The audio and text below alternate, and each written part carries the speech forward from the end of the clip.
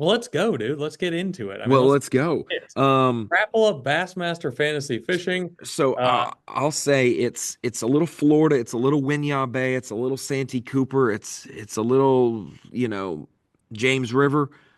Don't think title though. Think style of cover and environment of fishing.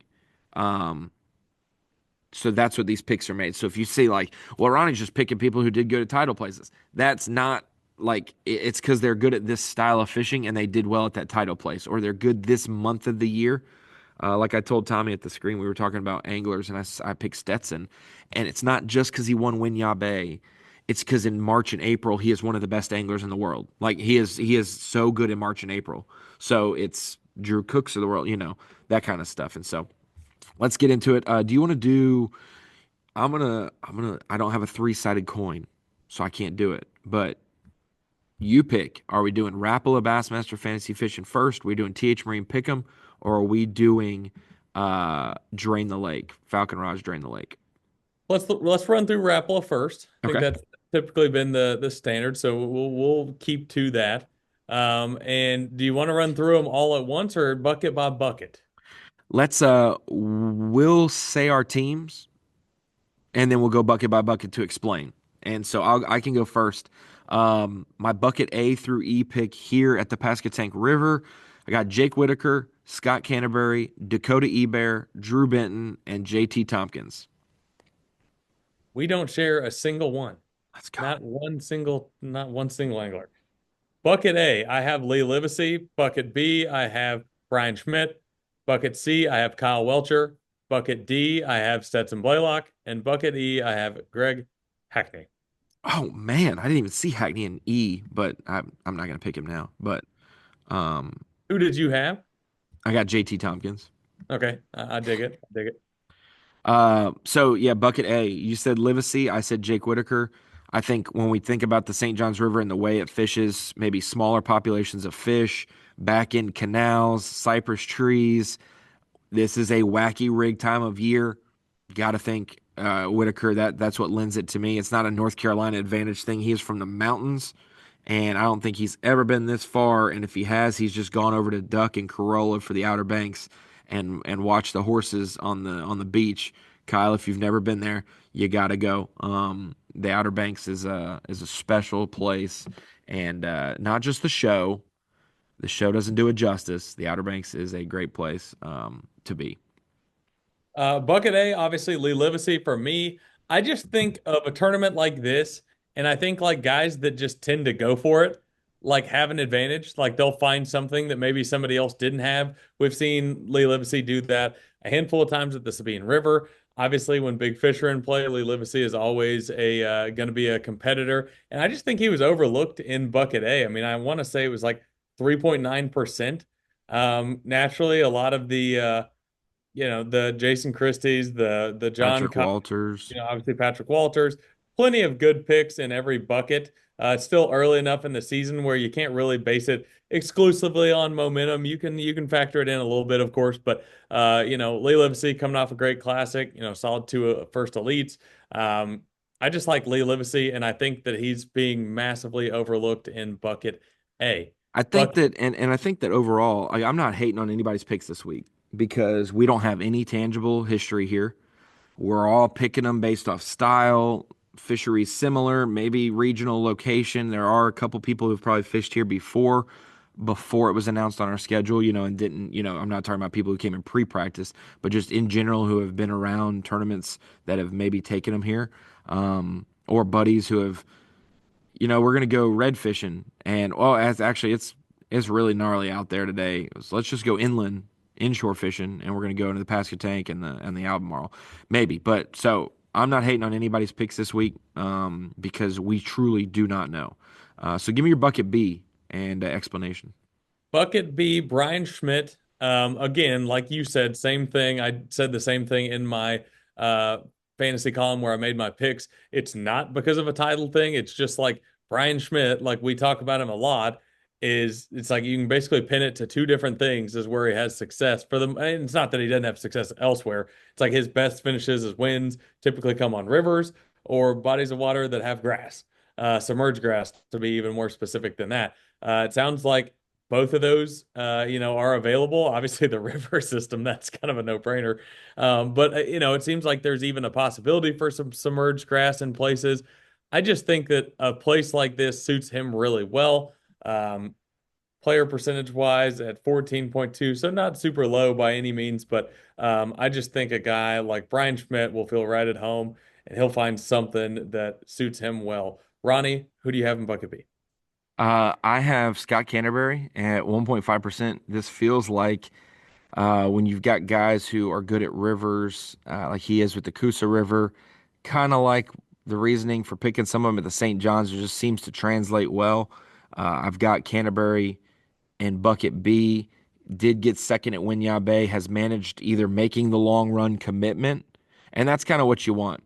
You want the guys, every guy on the basketball court can make a three-pointer. Every guy on the Elite Series can go catch bass. But it's who's willing to take that shot at the end of the game that's risky, that's nerve-wracking, that is pressure. Who's willing to make that long run? Well, yeah, they've all tried it in practice. They've all done it before in fun fishing time. Who's willing to make that run when it's 4 days and you have to invest? And seeing him do that in the past lends it to me that he is confident at risking it all. So that's a good and a bad thing at times. But I think if we saw him get his frame buzz bait out with a toad on the back and a swim jig in his hand, we might see Scott Canterbury on the final day. So that was my reasoning, and didn't even look at percentages this week because Trey McKinney, great fisherman, 26%. That is probably going off of his 32-pound pre-practice bag that he caught in February here that was 65 miles from takeoff. Like that's can you duplicate that? Who knows? But they have them in here. But that is um, at least it's a photo to go off of. I got far less picking Canterbury, so no hate, no judgment, like I said. But I can't bank it off of what happened a month ago. Bucket C, Dakota Ebare. I think I put in the rookie story that we wrote where we kind of wrote. I did it differently because I broke the rules, but I picked a rookie to do the best at every body of water. Not, I didn't want to, if someone's best finish was fork, same as somebody else's, that's going to happen. But I picked my rookie of the week for the Pasquotank. My new guy of the week for the Pasquotank was Dakota Ebare. I think he does really well in the Eastern Seaboard. No rhyme or reason for that necessarily, but he's definitely fished out of Texas more than people think. And he's had success on these types of fisheries. And Santee Cooper in an open. I think he did well in a James River event over at the other league. And so um, I like Dakota. He hadn't had a huge breakout moment this year yet. We've seen it. We've seen moments of it. He got 59th and 54th in his two events. Not where he wants to be, and not where I think he'll be after this week. So he is my bucket C pick. Um, and he's probably been chomping at the bit since he wasn't at the Classic or wasn't fishing in the Classic. Yeah, bucket C, I've got Kyle Welcher. Just feels like the kind of tournament where you can find an area, just put the troll motor down and just fish, which is absolutely his style, what he likes to do. I mean, anybody that's followed Kyle Welcher's career, I think, has seen him succeed when doing that. Same kind of deal you talked about with Scott Canterbury, a guy that could lock a swim jig. Obviously, if a frog plays, we've seen Kyle Welcher be one of the best frog fishermen on the Elite Series. Flipping, we all know what he's capable of doing there, dobbing, a jig around, Texas rig, whatever it might be. Kyle Welcher's style just fits a place like this so well. Now, again, that's what we're going off of is like style. So, I mean, you get in the wrong area or you get in the wrong rotation or you make a long run that doesn't pay off, it can change your tournament drastically. For sure. So, again, You to got to be Ronnie's point, around we fish don't to really catch know. fish. Yeah. But 100%. But I think if Kyle Welcher gets in a good area, I mean, Kyle Welcher stylistically fits this place so well.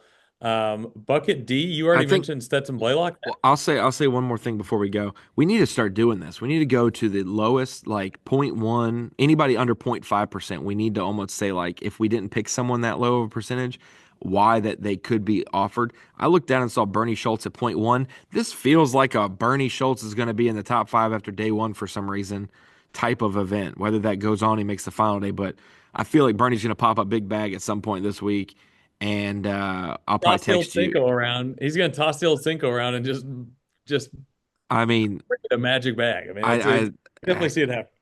I definitely there are guys, the new age anglers who are always going, going, going, going, looking for the next thing. Somebody's water, it's okay to it's chill. Like just slow, pick this area, and we're just gonna live right here. So I said this as well, little detour from fantasy fishing, but overall fishing style. Um, I told Tommy this, I think, at the screen, and I talked to Matt, and I said this, and he's like, I 100% agree. Someone is going to have a shot to win this event on the final day, Kyle, and they are going to say it was their worst practice they've ever had. And it's not, we normally hear, oh, I had a bad practice and they did well, but it's on a place you have history, maybe some knowledge. Somebody's going to have such a bad practice, they're going to stay within 5 miles of Elizabeth City, where the takeoff is, and that is why they're going to have a shot to win because they did not run far, they did not risk it, they managed it all 8 hours, and they fished close.